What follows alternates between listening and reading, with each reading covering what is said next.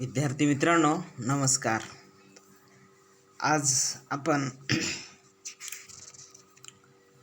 आर्थिक नियम हा पाठ पाहणार आहोत. तर मागच्या वेळेस आपण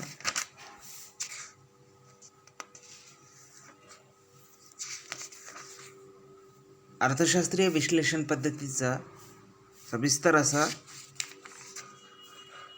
विवेचन केलेलं आहे. तर आजच्या पाठामध्ये आपण आर्थिक नियम म्हणजे काय, ते कसे असतात, कोण तयार करतात, कुठे लागू होतात, या बाबीचा आपण आढावा आजच्या पाठामध्ये घेऊ. तर आपणा सर्वांना माहिती आहे की कोणतेही कार्य करत असताना काही नियमांचं पालन करणं हे आवश्यक असतं. असं म्हणतात की जगामध्ये प्रत्येक व्यक्ती, प्रत्येक जीव विशिष्ट त्यांना आखून दिलेल्या अज्ञात नियमांचं ते पालन करत असतात. जे नियमांचं पालन करतात त्यांनाच इच्छित साध्य उद्दिष्टे प्राप्त करता येतात, असंही या ठिकाणी म्हटले जाते. तर आपण मगाशी हेही पाहिलं होतं की अर्थशास्त्र हे एक सामाजिक शास्त्र आहे. ते समाजात राहणाऱ्या मनुष्यांच्या आर्थिक व्यवहारांचा, आर्थिक अंगांचा अभ्यास करण्याचं कार्य हे अर्थशास्त्र करीत असते. तर या अर्थशास्त्रामध्ये या सामाजिक समूहशील असलेल्या माणसांचा अभ्यास केला जाते. त्याच्यामुळे अर्थशास्त्र हे एक सामाजिक शास्त्र आहे.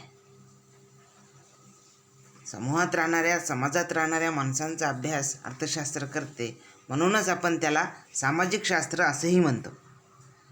तर आता शास्त्र, कोणतेही शास्त्र असू द्या, सायन्स, ज्याचा इंग्रजी अर्थ सायन्स म्हणजेच त्याला आपण शास्त्र असं म्हणतो.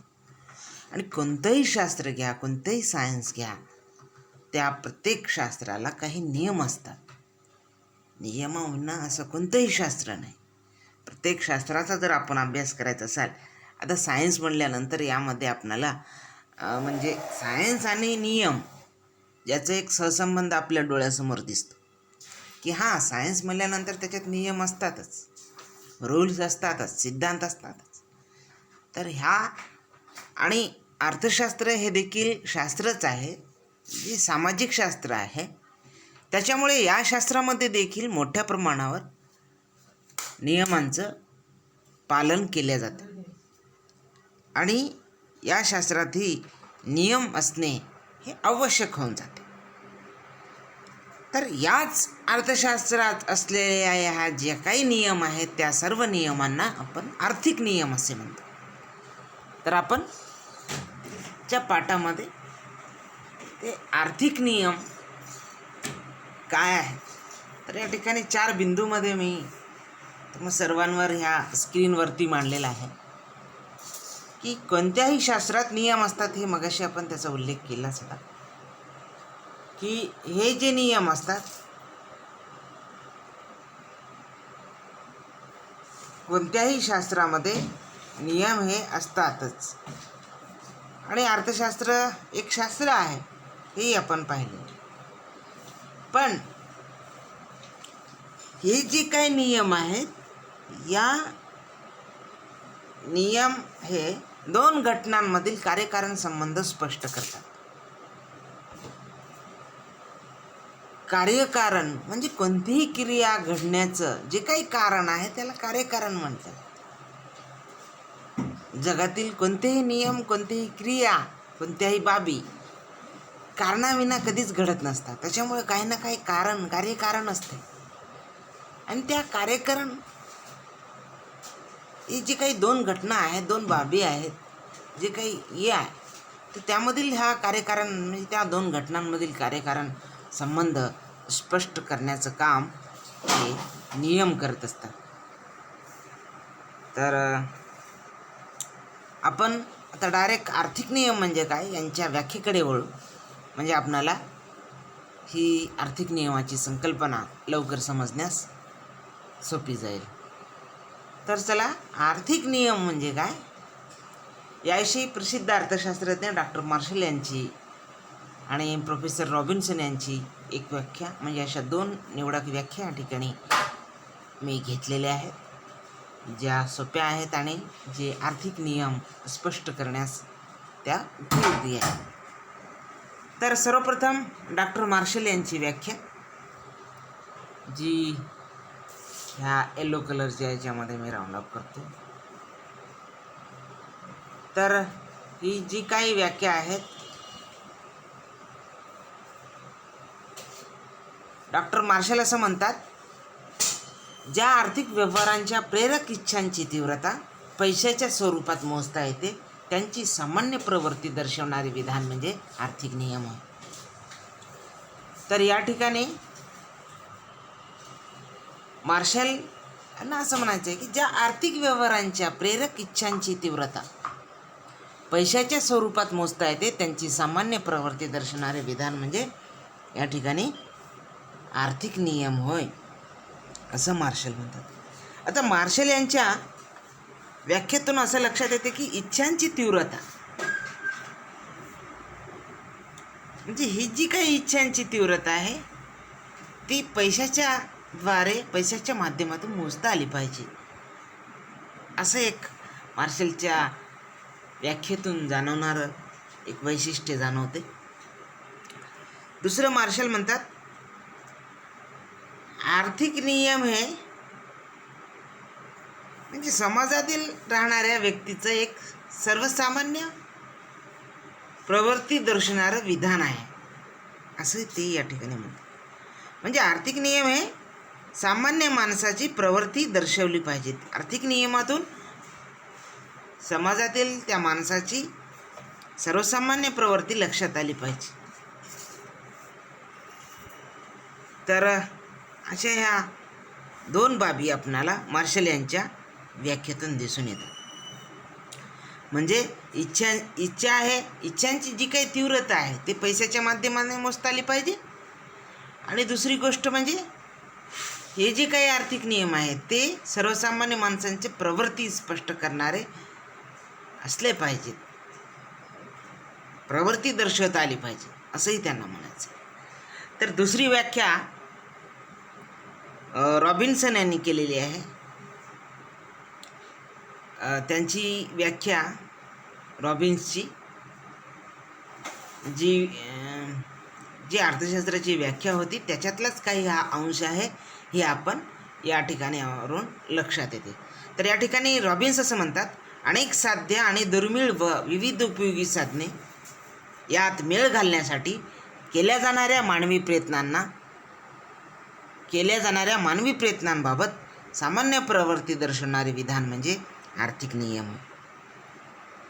तर रॉबिन असं म्हणतात, अनेक साध्य किंवा अनेक गरजा आणि दुर्मिळ व विविध उपयोगी साधने यात मेळ घालण्यासाठी केल्या जाणाऱ्या मानवी प्रयत्नांबाबत सामान्य प्रवृत्ती दर्शवणारे विधान म्हणजे आर्थिक नियम होय.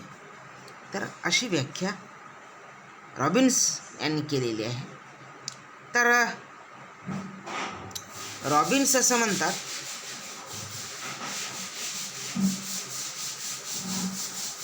की आपल्याला माहिती आहे की त्यांची अर्थशास्त्राची अतिशय लोकप्रिय व्याख्या, अमर्याद गरजा, मर्यादितपर्यंत पर्यायी उपयोगाची दुर्मिळ साधने यांचा मेळ घालण्याच्या दृष्टीने करण्यात येणाऱ्या मानवी प्रयत्नांचा अभ्यास म्हणजे अर्थशास्त्र होय. ही त्यांची जी व्याख्या आहे त्याच व्याख्येचा काही अंश घेऊन त्यांनी हे आर्थिक नियमासाठी ती व्याख्या वापरल्याच आपणाला दिसते. तर त्यामधून ते असं म्हणतात की अनेक साध्य आणि दुर्मिळ व विविध पर्यायी उपयोग यांच्यात मेळ घालण्यासाठी केल्या जाणाऱ्या मानवी प्रयत्नांबाबत सामान्य प्रवृत्ती दर्शवणारे विधान म्हणजे आर्थिक नियम आहे. तर रॉबिन्स यांना म्हणायचं आहे की माणसासमोर कसं आहेत, अमर्याद गरजा आहेत, माणसाच्या अनेक इच्छा आहेत, अमर्याद इच्छा आहेत. माणसाच्या इच्छा असो वा गरजा असो त्या कधी पूर्ण होतात असं वाटते का? तर मुळीच नाही. तर ह्या अशा अनंत आणि अमर्याद ज्या काही गरजा आहेत ते अनेक आहेत. एक गरज पूर्ण झाली की दुसरी गरज तयार होते, एक इच्छा पूर्ण झाली की तिसरी इच्छा, ते असं चालूच राहते. आणि आणि हे पूर्ण करण्यासाठी लागणारी जे काही साधनं आहेत ते कशी आहेत? माणसाच्या ज्या काही गरजा आहेत ते आनंद, आणि या गरजा पूर्ण करण्यासाठी आपल्याला भौतिक साधनांची, आर्थिक संपत्तीची, पैशाची, विविध गोष्टीची आवश्यकता असते. पण पैसाच नसेल तर, किंवा भौतिक संपत्ती नसेल तर या गरजा पूर्ण करू शकतो का? तर नाही. पण त्यामध्येही या गरजा दुर्मिळ आहेत, म्हणजे कमी आहेत, अतिशय कमी गरजा आहेत, आणि त्यामधून ते पर्यायी उपयोगाचे आहेत. तर यामध्ये मेळ घालण्यासाठी माणूस जे काही प्रयत्न करतो त्याबाबत जे काही सामान्य प्रवृत्ती दर्शवणारं जे विधान आहे त्याला आपण आर्थिक नियम म्हणावं, असं या ठिकाणी रॉबिन्स यांनी म्हटलेलं आहे. म्हणजे यात गरजा आणि साधन, म्हणजे साध्य आणि साधन यामध्ये संबंध यांनी दर्शवलेला आहे. दर्शवण्याचं म्हणजे एक सामान्य प्रवृत्ती स्पष्ट करते असं या नियमामधून त्यांनी म्हटलेलं आहे. तर एकंदरीत आर्थिक नियमासंबंधी एक गोष्ट लक्षात घेतलं पाहिजे. तर जे काही नियम आहेत, म्हणजे ते राज्यशास्त्राचे नियम असतील, किंवा नैतिक नियम असतील, किंवा आपण समाजात ज्या ठिकाणी राहतो त्या समाजाचे नियम असतील, आपण असतातच नियम. आपण ज्या समाजात राहतो त्या समाजाचे काही नियम आहेत. एखादी जर विरुद्ध कृत्य केले तर आपण स्वतःला एक अपराधी समजू, अपराधबोध आपल्या मनामध्ये निर्माण होत असतो. म्हणून प्रत्येक व्यक्ती हा समाजाचं जे काही सामाजिक मूल्य आणि नियम आहेत त्या काटेकोरपणे पाळण्याचा प्रयत्न करत असतो. नव्हे तर हा जो काही समाज आहे त्याला तो हे नियम काटेकोरपणे पाळण्यास बाध्य पाडते. अन्यथा आपण हेही पाहतो, जे लोक या सामाजिक नियमांच्या विरोधात आचरण करतात त्यांना असे व्यवहार, त्यांचे वर्तन निषिद्ध ठरवले जाते. परिणामी काही आपण पाहतो की समाज त्यांना अनेक क्रूर अशा दंडाची, शिक्षेची तरतूद या ठिकाणी करताना आपण पाहतो आहोत. तर म्हणजे ॲक्च्युली प्रत्यक्षात नियम पाळणे कोणतेही आपल्या समाजासाठी, व्यक्तीसाठी चांगले असतात, हितावह असतात. साधारण सर्वच जे काही नियम आहेत तर त्याच्यामध्ये जर पाहिलं असतं बहुतांश नियम हे माणसासाठी आहे, आणि त्याच्यामध्ये माणसाचं कल्याण असते, हित असते. आपण जर त्या नियमाचं पालन केलं तर त्यामध्ये काहीतरी एक आपलाच फायदा असतो, व्यक्तींचाच फायदा असतो, आणि त्याच्यासाठीच हे नियम असतात. पण आपण जे काही राजकीय, सामाजिक नियम आहेत ते जर पाळले नाही तर मग त्याला शिक्षा होते. आपण जेव्हा ट्रॅफिकवर कसेही जातो, विना हेल्मेट जातो, जोरात जातो, तर तिथं कोणीतरी अडवणारे असते, पोलीस असतो, ट्रॅफिक पोलीस. जर त्याला वाटलं की हा संबंधित व्यक्ती जो वाहतुकीच्या नियमाचं पालन करत नाही हे जर लक्षात आलं तर त्यानं आपणाला लगेच ते पकडतो व जागीच दंड ठोठावतो, शिक्षा देतो, पनिशमेंट देतो. तर जे माणसं जे काही सामाजिक नियम आहेत, ज्याला मूल्य म्हणतो, नैतिक नियम म्हणतो, ते जर पाळलं नाही, त्या माणसाचं जे काही चारित्र्य आहे त्या चारित्र्याचं जी काही अवनती होते. लोकांचा त्या व्यक्तीकडे पाहण्याचा एक दृष्टिकोन एक नकारात्मक असतो. त्या व्यक्तीला एक वेगळ्या टाकाऊ अँगलनं त्याला पाहिलं जातं. म्हणजे सामाजिक जे आचरण करत नाहीत, समाजाचं जे नियम फॉलो करत नाहीत, अशा लोकांना आपण अतिशय वेगळ्या नजरेने पाहतो. त्यांची एक नैतिक अवमूल्यन होत असल्याचं दिसून येतं. म्हणून समाजामध्ये असे जे काही नकारात्मक विशेषण दर्शवणारे पदव्या आपण त्यांना देतो, जसे चोर असतील, दरोडेखोर असतील, दारुडे असतील. तर या ज्या काही लोकांना आहेत, दारू पिणारे, व्यसनी, तर अशा लोकांना समाज त्यांना मान्यता देत नाही. त्यांच्याकडे वेगळ्या वाईट नजरेने समाज पाहत असतो. तर याच्यामुळे जर पाळले नाही तर त्याचे वेगवेगळे परिणाम होतात, जसं ते नैतिक अवमूल्यन होते किंवा त्याचा थेट फायदा आपण पाहतो की आपल्या स्वतःच्या व्यक्तीच्या आरोग्यावर देखील त्याचे वेगळे वेगळे परिणाम होत असतात. सपोज एखादा व्यसनी व्यक्ती असेल तर त्याचे स्वतःच्या व्यवहारावर देखील, शरीरावर देखील, वर्तनावर देखील परिणाम होत असतात, अतिशय वाईट परिणाम होत असतात. म्हणजे ते खर्रा खाणारे असतील, दारू पिणारे असतील, अशा लोकांचं पहा वैयक्तिक नियम काय आहे समाजाचा, असं कोणतेही व्यसन असू नये, पण जे व्यसन करतात ते त्यांना अशा प्रकारच्या म्हणजे स्वतःच्या शारीरिक आरोग्याच्या हानीला त्यांना तोंड द्यावं लागतं. म्हणजे एकंदरीत यावरून काय सांगता येते की जे काही नियम आहेत ते पालन करणे, ते नियम फॉलो करणे, यामध्ये माणसांचं हित आहे. म्हणजे प्रत्येक व्यक्तीचं हित दडलेलं आहे. त्याच्यामुळे माणसानं, मग ते सामाजिक नियम असो का राजकीय नियम असो, की आपण विद्यार्थी जीवनात जगत असताना विद्यार्थ्यांचे नियम असो, हे प्रत्येकानं फॉलो केलं पाहिजे, त्याची अंमलबजावणी केली पाहिजे, ते पाळले पाहिजेत. हाच एक संकेत या ठिकाणी आर्थिक नियम देतो. अगदी त्याचप्रमाणे अर्थशास्त्रामध्ये जे काही नियम आहेत त्या नियमाचं आपण पालन केलं पाहिजे. अर्थशास्त्रीय नियम देखील आपण जर ते पाळलो तरच त्याचा अर्थ, त्याचा एक उपयोग आपणाला होतो. तर त्याच्यामुळे पण आता जे सामाजिक किंवा राजकीय नियम आहेत ते पाळण्यासाठी कुणीतरी दंडात्मक कार्यवाही करणारी एक यंत्रणा असते. पण या बाबतीमध्ये अर्थशास्त्रीय नियमही असंच पाळलं पाहिजे, अशी काही सक्ती किंवा दंडात्मक कार्यवाही करण्याची यंत्रणा कार्यान्वित नाही किंवा अस्तित्वात नाही. तर एकंदरीत हे आर्थिक नियम हे व्यक्तिसापेक्ष असतात.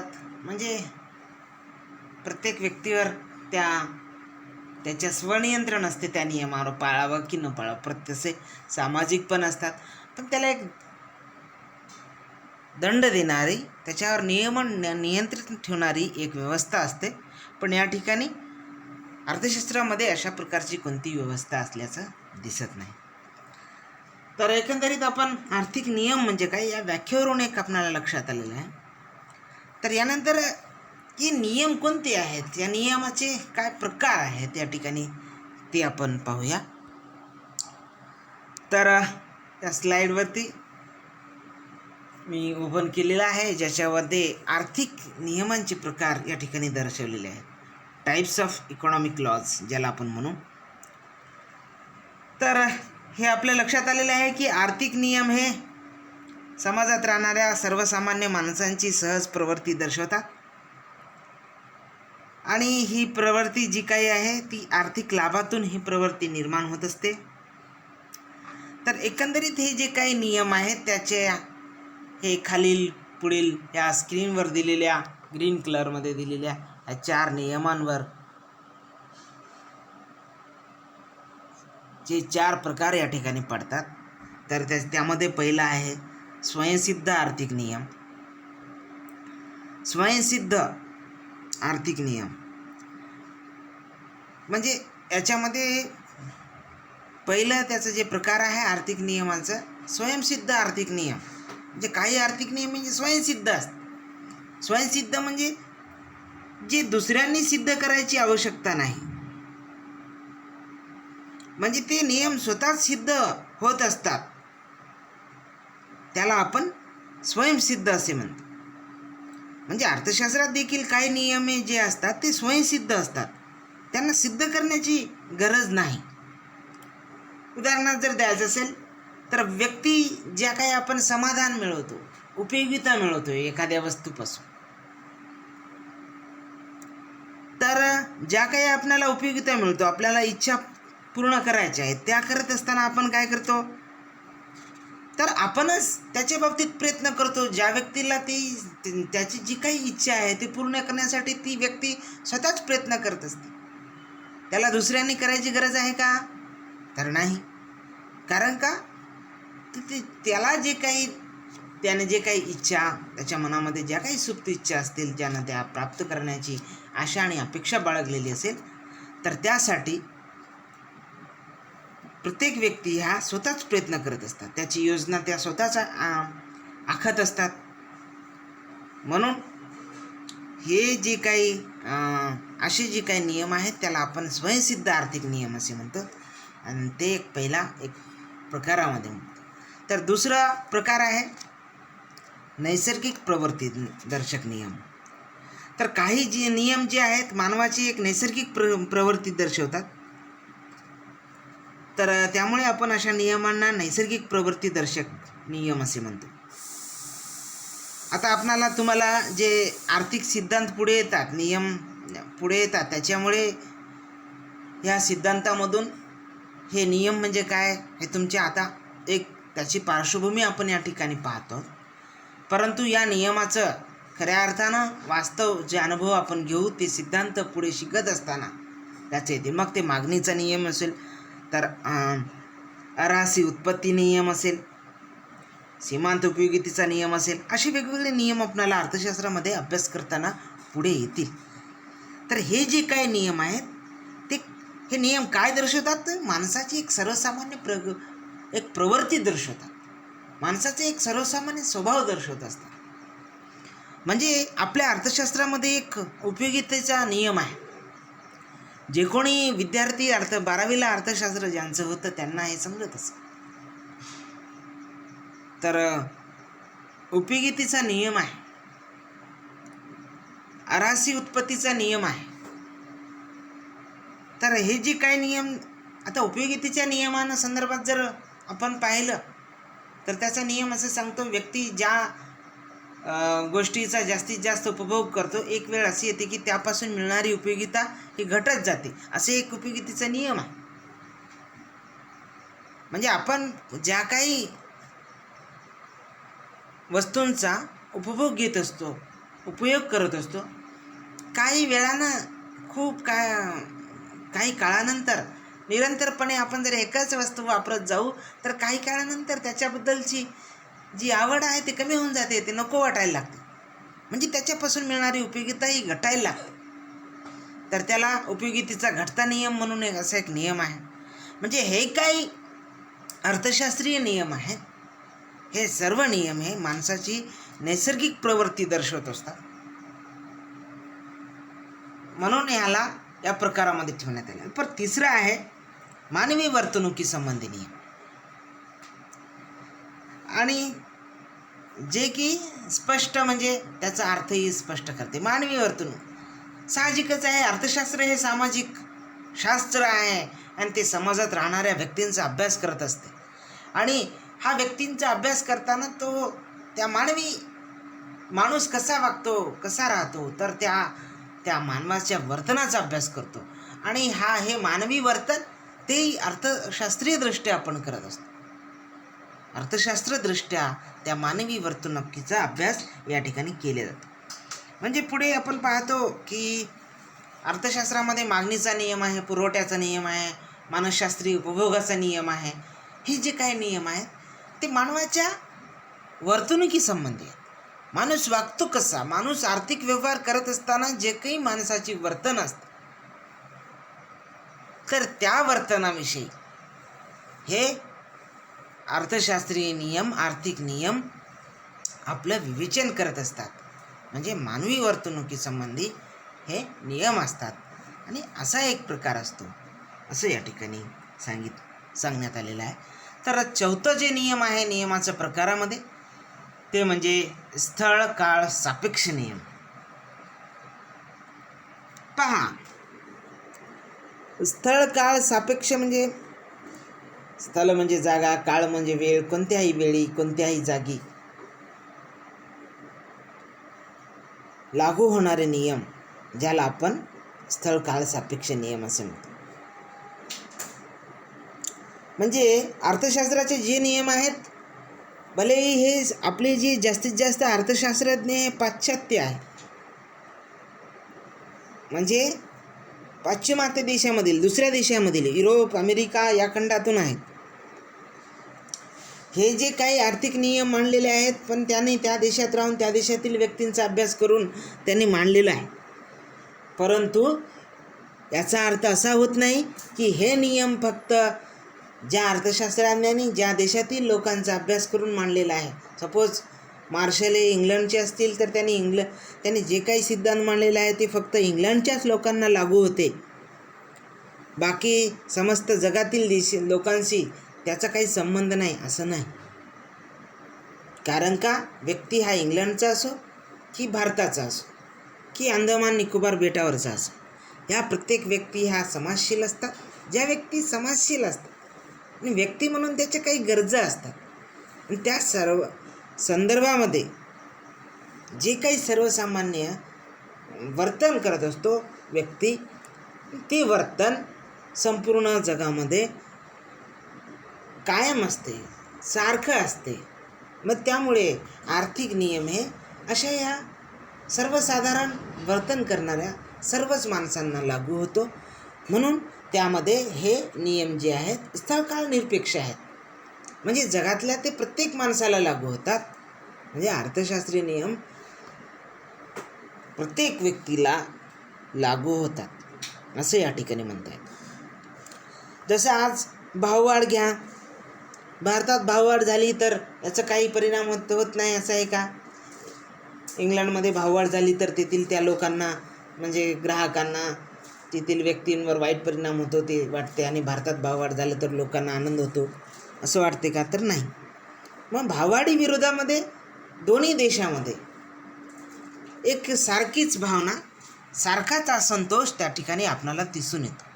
म्हणून तर आपण या आर्थिक नियमांना स्थळकाळ सापेक्ष नियम असे म्हणतो. तर हे आपण 4 प्रकार या ठिकाणी पाहिलेले आहेत. तर आता आपण पाहू या आर्थिक नियमांचं स्वरूप काय आहे, याची वैशिष्ट्ये काय आहेत. तर हे आपण काही पुढील मुद्द्याद्वारे याचा परामर्श घेण्याचा प्रयत्न करू. तर याच्यामध्ये जे काही आपण आर्थिक नियम म्हणजे काय, ज्या 2 अर्थशास्त्रज्ञांच्या व्याख्या आपण पाहिलेल्या आहेत, त्या व्याख्येवरूनच आपणाला त्याचं स्वरूप पण आपण थोडं बहुत त्रोटकपणे पाहिलेलं आहे. तर आता आपण त्याचा मुद्देसूद आढावा या ठिकाणी घेऊया. तर आपण जी व्याख्या पाहिलेली आहे मार्शल यांची, ज्या आर्थिक व्यवहारांच्या प्रेरक इच्छांची तीव्रता पैशाच्या स्वरूपात मोजता येते, त्यांची सामान्य प्रवृत्ती दर्शवणारे विधान म्हणजे आर्थिक नियम होय, असं जे मार्शल यांनी केले. मग त्याच्यामध्ये त्यांनी काय केलेले आहे की हे जे काही आर्थिक नियम आहेत ते सर्वसामान्य माणसांची प्रवृत्ती दर्शवतात. हे त्याचं एक स्वरूप आहे, म्हणजे माणसाची ती प्रवृत्ती दर्शवत असते. जे काही या भूतलावर जे सामाजिक आचरण करणारे व्यक्ती आहेत त्या सर्वांबाबत एक सर्वसामान्य प्रवृत्ती वर्तन दर्शवण्याचा प्रयत्न हे आर्थिक नियम करत असतात. म्हणजे एका विशिष्ट परिस्थितीत एखादी विशिष्ट घटना घडली तर मानवाची व्यवहार करण्याची कोणती प्रवृत्ती राहील हे आर्थिक नियम दर्शवतात. म्हणजे आपण जर लक्षात घेतलं किंमत वाढीचं, ज्याला आता भाववाढ म्हणत होतो, किंमत आणि मागणी याच्यामध्ये एक व्यस्त संबंध आहे, विरुद्ध संबंध आहे. हे तुम्हाला 12वीमध्ये जर जे अर्थशास्त्राचे विद्यार्थी असतील त्यांना लक्षात येईल. किंवा जे कोणी सामान्य व्यक्ती, हे तुम्ही सर्वजण समाजामध्ये राहता तर त्याच्यामुळे आपणा सर्वांना हे लक्षात येतं. आपण ज्या समाजात राहतो मागणी आणि किंमत आणि मागणी यामध्ये व्यस्त संबंध म्हणजे विरुद्ध संबंध आहे. पहा, जेव्हा किंमत वाढते तेव्हा आपण जास्त वस्तू खरेदी करत असतो का? तर नाही. जेव्हा किंमत वाढते तेव्हा व्यक्ती काय करतो, साहजिकच त्या वस्तू कमी खरेदी करतो किंवा तो घेण्याचा प्रयत्नच करत नाही. पण जेव्हा स्वस्त होते, वस्तूची किंमत जेव्हा कमी होते तेव्हा मात्र व्यक्ती जास्तीत जास्त खरेदी करण्यासाठी उतावीळ असतो, तो खरेदी करण्याचा प्रयत्न करत असतो. म्हणून हे जे काही नियम आहे तर हे सर्वसामान्य माणसाची प्रवृत्ती दर्शवते. तर हे या नियमावरून आपल्याला समजते. यानंतर दुसरं आहे अर्थशास्त्रामध्ये हे जे काही आर्थिक नियम आहेत ते केवळ आर्थिक व्यवहारांचं विवेचन करत असतात. म्हणजे भलेही मनुष्य हा सामाजिक प्राणी आहे, अर्थशास्त्र हे सामाजिक शास्त्र आहे, हे खरं आहे. पण ह्या अर्थशास्त्रामध्ये त्या समाजात राहणाऱ्या माणसांचा केवळ आर्थिक अंगानेच त्याचा अभ्यास करत असते. आणि हे जे काही आर्थिक नियम आहेत केवळ त्यांच्या आर्थिक व्यवहारांविषयीच स्पष्टीकरण देत असतात. त्याच्या इतर व्यवहारांशी त्याचा तो कसा वागतो काय, तर त्या भानगडीत हे आर्थिक नियम पडत नाही. तो आर्थिक व्यवहारांमध्ये कसा वागतो, काय निर्णय घेतो, या संदर्भातील अभ्यास, या संदर्भामधील विश्लेषण हे आर्थिक नियम करताना दिसतात. म्हणून या ठिकाणी केवळ आर्थिक व्यवहारांचे विवेचन हे आर्थिक नियम करत असतात असं या ठिकाणी म्हटलेलं आहे. दुसरं कार्यकारण भावदर्शक. तर आता आपण म्हटलेलं आहे की दोन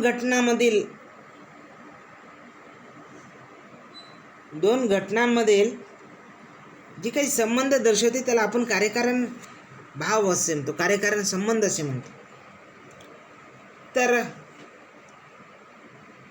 हे जे आर्थिक नियम आहेत ते कार्यकारण भाव दर्शवण्याचा प्रयत्न करतात. म्हणजे आपण आता जे किंमतवाढीचं उदाहरण घेतलं, किंमत आणि मागणी या दोन वेगवेगळ्या घटना आहेत. म्हणजे किंमत वाढणे असेल तर मागणी कमी होणे असेल, किंमत वाढण्याची एक घटना, मागणी कमी होण्याची घटना, या दोन वेगवेगळ्या घटना आहेत. पण दोन भलेही जर वेगवेगळ्या घटना असेल तरी त्यामध्ये काही संबंध असतो. कार्यकारण म्हणजे एका घटनेमध्ये जर काही परिणाम झाला तर त्याचा परिणाम दुसऱ्या घटनेवर होतो. जर किंमत कमी झाली तर मागणी वाढते. म्हणजे याचा कार्यकारण संबंध स्पष्ट करण्याचं काम हे आर्थिक नियम करत असतात. तर हे एक त्याचं स्वरूप आहे असं आपल्याला या ठिकाणी सांगता येईल. चौथं जे काही आहे परिस्थिती सापेक्ष, जे आपण आता आर्थिक नियमांच्या बाबतीत आपण पाहिले नाही, हे परिस्थिती सापेक्ष असतात.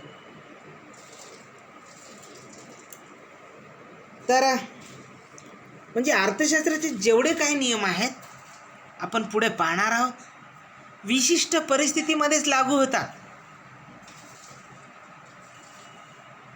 म्हणून अर्थशास्त्रामध्ये कोणताही सिद्धांत घेत असताना इतर परिस्थिती कायम असताना हे विधान तुम्हाला त्या सिद्धांतामध्ये, नियमामध्ये पुढे येईल. जर मागणीचा विचार केला तर इतर परिस्थिती कायम असताना जेव्हा वस्तूच्या किमती कमी होतात तेव्हा मागणी वाढते, हा मागणीचा सिद्धांत सांगतो. त्या संदर्भामध्ये इतर परिस्थिती, पहिलं एक विधान येते, एक शब्द येतो, इतर परिस्थिती कायम असताना. तर अर्थशास्त्रज्ञ हे विशिष्ट परिस्थितीमध्येच ते नियम लागू होते असं म्हणतात. एखादे सिद्धांत ते तयार करत असताना, मांडत असताना ते अगदी स्पष्टपणे सांगतात की हे विशिष्ट परिस्थितीमध्येच लागू होते. ती परिस्थिती बदलली की किंवा विशिष्ट कंडिशनमध्येच ते लागू होते. जसं आपण पिक्चर पाहत असताना काही अगोदर येतात की याचा तुमच्या वास्तविक जीवनाशी संबंध नाही असं एक येतं, म्हणजे ते इतर परिस्थिती काल्पनिक आहे. तर अर्थशास्त्रीय नियम असे काही काल्पनिक तर नसतात, पण विशिष्ट परिस्थितीमध्ये लागू होतात. ते परिस्थिती चेंज झाली की ते लागू होत नाही. तर तुम्हाला जी ती नियमाचा जर पडताळा आपल्याला घ्यायचा असेल तर त्या परिस्थितीतूनच आपल्याला त्याच्याकडे पाहावे लागेल. जी परिस्थिती, जे कंडिशन्स, जी गृहीते त्या अर्थशास्त्रज्ञांनी मांडलेली असतात त्या काळानुसार, तर त्याच काळाचा विचार करता आपणाला ते सिद्धांत लागू होतात, अन्यथा नाही. म्हणजे हे जे काही आर्थिक नियम आहेत परिस्थिती सापेक्ष आहेत. तर परिस्थिती सापेक्ष म्हणजे जे मागणीचा जे सिद्धांत आहे किंवा घटत्या उपयोगितेचा जो सिद्धांत आहे, घटत्या उपयोगितेचा सिद्धांत म्हणजे एखाद्या गोष्टीचा आपण जास्तीत जास्त वापर केला तर त्याच्याबद्दल तितकारा होता. आपण एक पोळी खात असू तर काही विशिष्ट काळानंतर आपलं पोट भरल्यानंतर आपल्याला ती पोळी नकोशी वाटायला लागते, जेवण नकोसं वाटायला लागते. पण हे अर्थशास्त्रज्ञ ते नियम मांडत असताना एक परिस्थिती त्यांनी केलेली आहे की ते माणूस सर्वसामान्य परिस्थितीत असावा, विवेकी असावा. म्हणजे त्याची जी कंडिशन आहे तो व्यक्ती म्हणून ते नॉर्मल असावं. तो एखादा व्यसनी किंवा काही दुसऱ्या काही वस्तू घेतलेल्या असेल, त्याच्या मनावर भावविश्वावर परिणाम करणाऱ्या किंवा काही घेतल्या असेल तर त्याला ते नियम लागू होत नाही. किंवा वेडसर व्यक्ती असतात तर त्याच्या बाबतीत हे नियम लागू होत नाही असं म्हणजे परिस्थितीनुसार सापेक्ष असल्या पाहिजे. आणि अर्थशास्त्रीय जे नियम आहेत, आर्थिक नियम ज्याला आपण म्हणतो, ते हे परिस्थिती सापेक्ष असतात असं या ठिकाणी म्हणलं. आणि 5वं जे नियमाचं स्वरूप आहे ते म्हणजे भौतिकशास्त्राच्या नियमाप्रमाणे निश्चित नाही. पहा, अर्थशास्त्राचे जे हे काही नियम आहेत तर ते भौतिकशास्त्रासारखे निश्चित नाही, हे मात्र खरं आहे. म्हणजे ते न्यूटनचा गुरुत्वाकर्षणाचा सिद्धांत असो किंवा इतर जे काही विज्ञानाचे सिद्धांत असतील, नियम असतील, हे सिद्धांत जगामध्ये सर्वीकडे लागूच होत असतात. पण अर्थशास्त्राचे नियम अशी निश्चित नाहीत, एवढी निश्चितता त्याच्यामध्ये नसते. जर गुरुत्वाकर्षणाचा नियम आपण जर पाहिलं तर कोणतीही एखादी वस्तू जर आपण विरुद्ध दिशेने वर आकाशाकडे जर फेकली तर ती वस्तू काही काळाने पृथ्वीकडे म्हणजे खाली पडते, असा एक ते सिद्धांत आहे.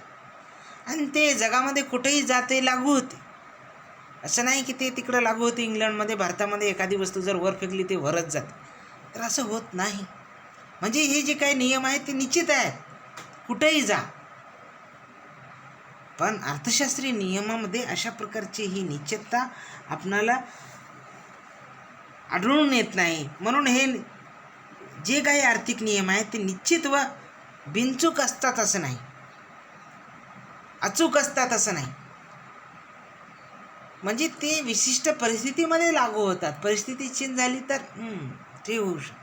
म्हणजे सांगायचं म्हणजे याचं वैशिष्ट्य काय आहे, हे भौतिकशास्त्रासारखे किंवा सायन्ससारखे, विज्ञानासारखे हे जे काही नियम आहेत ते निश्चित नाहीत, बिनचूक नाहीत, अचूक नाहीत असं आपणाला या ठिकाणी म्हणता येतं. तर 6वं जे आहे वैशिष्ट्य किंवा त्याचं स्वरूप, इतर सामाजिक शास्त्रांच्या तुलनेत अधिक निश्चित. यावरून आपल्याला लक्षात आलं असेल, सायन्स म्हणजे विज्ञानासारखे आपले अर्थशास्त्राचे नियम एवढे निश्चित नाहीत, परफेक्ट नाहीत. पण आपण हे म्हणू शकतो की हे जे इतर सामाजिक शास्त्र आहे, जे समाजशास्त्र आहे, राज्यशास्त्र आहे किंवा अनेक जे काही शास्त्र आहेत, तर यांपेक्षा अर्थशास्त्राचे नियम हे जास्त निश्चित असतात, हे आपण म्हणू शकतो. इतर जे काही सामाजिक शास्त्र आहेत त्याच्या तुलनेमध्ये अर्थशास्त्राचे जे काही नियम आहेत, आर्थिक नियम जे आहेत ते नियम अधिक निश्चित आहेत, हे आपण म्हणू शकतो. तर असे हे यावरून आपण एक आर्थिक नियमाचं स्वरूप या ठिकाणी स्पष्ट केलेलं आहे. तर यानंतर आपण आता हे जे काही आर्थिक नियम मांडलेले आहेत तर याचा काय उपयोग होतो, याचं काय महत्त्व आहे, कशासाठी बरं हे सगळे नियम मांडायचे, तर या संदर्भाने आपण खालील नुसार आपण आढावा घेऊ शकतो.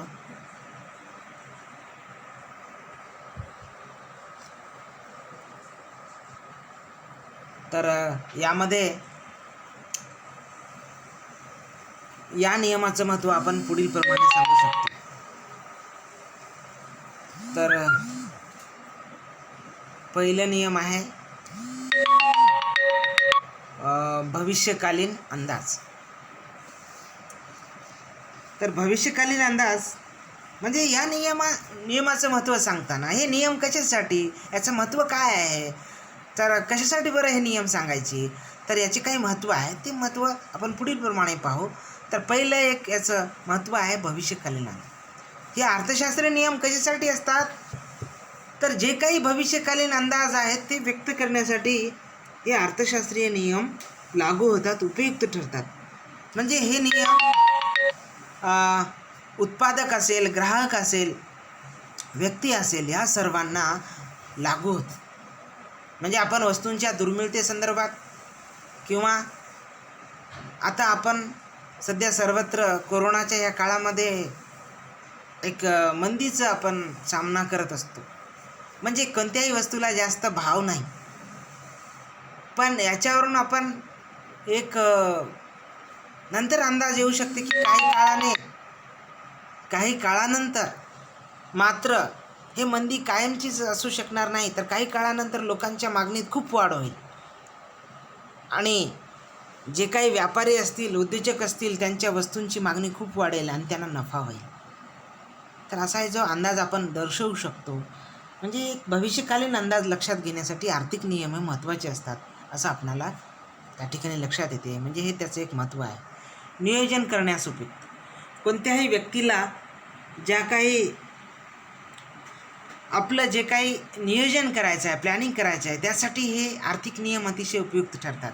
जसं घटत्या सीमांत उपयोगितेचा नियम असेल, मागणीचा नियम असेल, तर याच्यावरून व्यक्तींना प्रत्येकांना लक्षात येते की आपण काय केलं पाहिजे. सपोज एखादा व्यक्ती जास्तीत जास्त वस्तूचं उत्पादन करत असेल गरजेपेक्षा जास्त,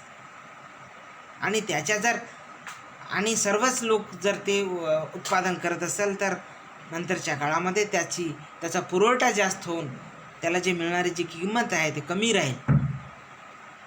त्याच्यामुळे हे विचारात घेऊन शेतकरी असतील किंवा उत्पादक असतील, ते काय करतात की आपण जे काही वस्तू तयार करत असतात त्याचं हे जे काही आर्थिक नियम सांगितलेले आहेत त्याला अनुसरून तो तसा व्यवहार करत असतो.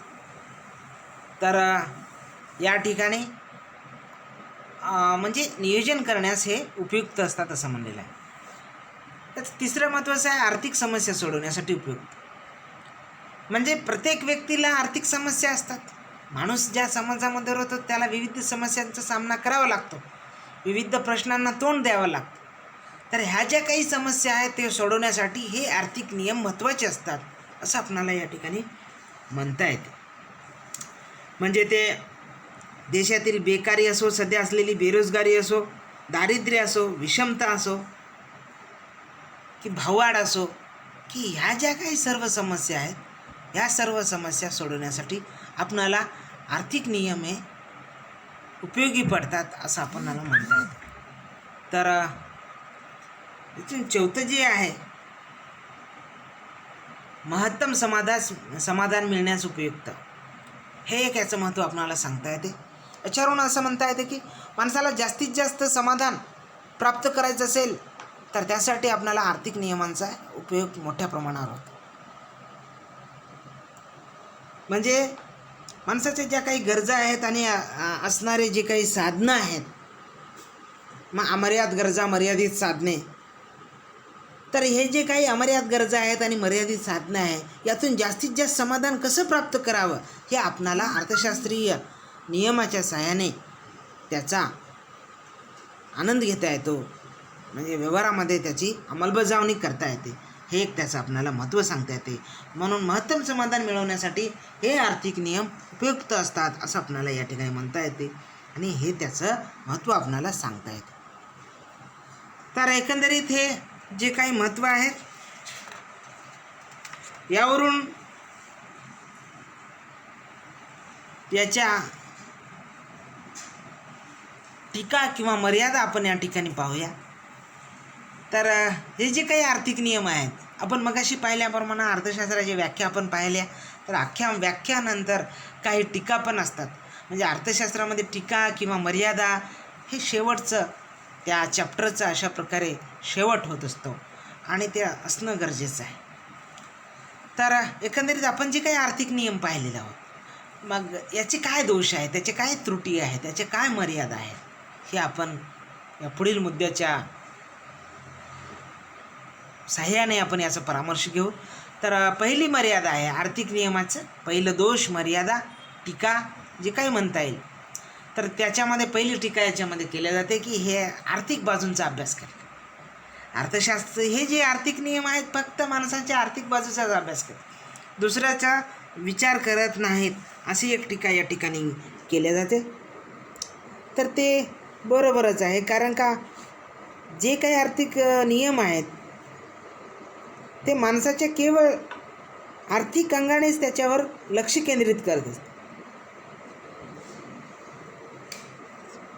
पण आर्थिक बाजू व्यतिरिक्त देखील काही माणसाचा मनोभाव असतो, भावविश्व असते, त्याचा अभ्यास या आर्थिक नियमात होत नाही, अशा प्रकारची एक टीकाकार या ठिकाणी करताना दिसतात.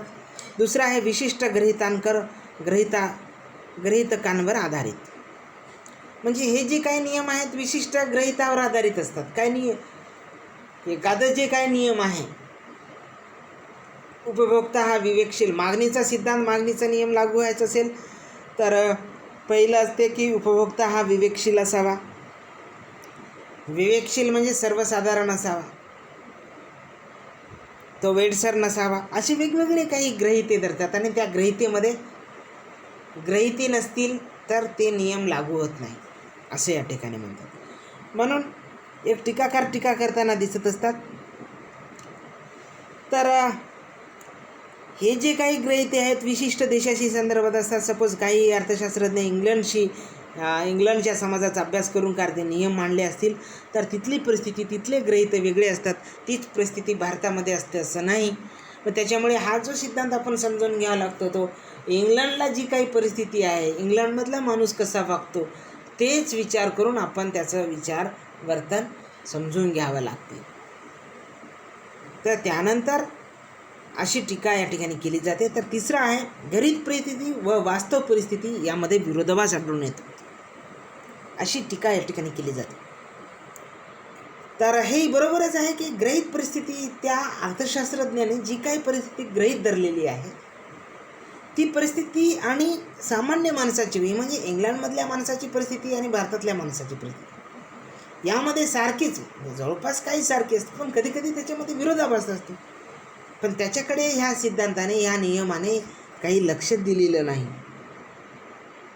म्हणून असं म्हटलं जाते, म्हणजे गृहीत परिस्थिती आणि वास्तव परिस्थिती यामध्ये विरोधाभास आढळतो, पण याच्याकडे हे आर्थिक नियम लक्ष देत नाही. केवळ संख्यात्मक विवेचन, हे एक चौथी टीका या ठिकाणी केलेली आहे. तर यामध्ये असं म्हणलं जातं की याच्यामध्ये संख्यात्मक, म्हणजे ज्याला आपण क्वांटिटेटिव्ह म्हणतो, हे अर्थशास्त्रीय जे विवेचन आहे ते संख्यात्मक आहे. म्हणजे यामध्ये गुणात्मक विचारांना काही स्थान नाही, असं टीका करताना दिसतं. जसं आहे आपण संख्यात्मक याच्यामध्ये व्यक्तींच्या संख्येवर आधारित संख्येचं मोजमाप करत असतो. मागणीत वाढ झाली, किती टक्क्याने झाली, काय नाही, हे आपण करतो, पण त्याचा गुणात्मक अभ्यास करत नाही. का बरे वाढली, तर त्याच्यामध्ये ती गुणात्मक भिन्नता जो असते ते त्याच्याकडे हे आर्थिक नियम लक्ष देत नाहीत, अशी टीका या ठिकाणी केली जाते. त्यावरून असं म्हणता येते की हे जे आहे अर्थशास्त्र, त्याचा अतिशय कमी उपयोग होतो, मर्यादित उपयोग होतो, अशी टीका केली जाते. कारण का आर्थिक आणि आर्थिकेतर माणसाच्या दोन गरजा असतात, एक आर्थिक गरज आणि आर्थिकेतर गरज. माणूस ज्या समाजामध्ये राहत असतो त्याला आर्थिक गरजाचा आर्थिक समस्या काही विशिष्ट वेळीच त्याला पडत असतात, पण बाकी 75% मानवाच्या ज्या समस्या ज्या असतात, गरजा ज्या असतात, त्या आर्थिकेतर असतात. त्या आर्थिकेतर गरजांकडे हे जे काही नियम आहेत त्याचा काही विचार या ठिकाणी केला जात नाही. म्हणून ह्या ज्या नियम आहेत यांचा अतिशय कमी वापर होतो, म्हणजे मर्यादित वापर होतो, अशी टीका या ठिकाणी केलेली आहे.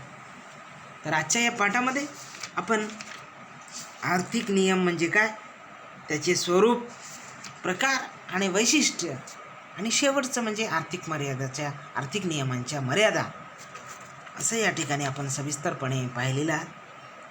तर मला वाटते आपणा सर्वांना हे आर्थिक नियम म्हणजे काय हे समजले असतील. तर आपण सर्वांनी अतिशय वेळेवर या ठिकाणी उपस्थित राहून श्रवण केल्याबद्दल आपल्या सर्वांचं परत एकदा अभिनंदन आणि आभार. धन्यवाद. थँक्यू.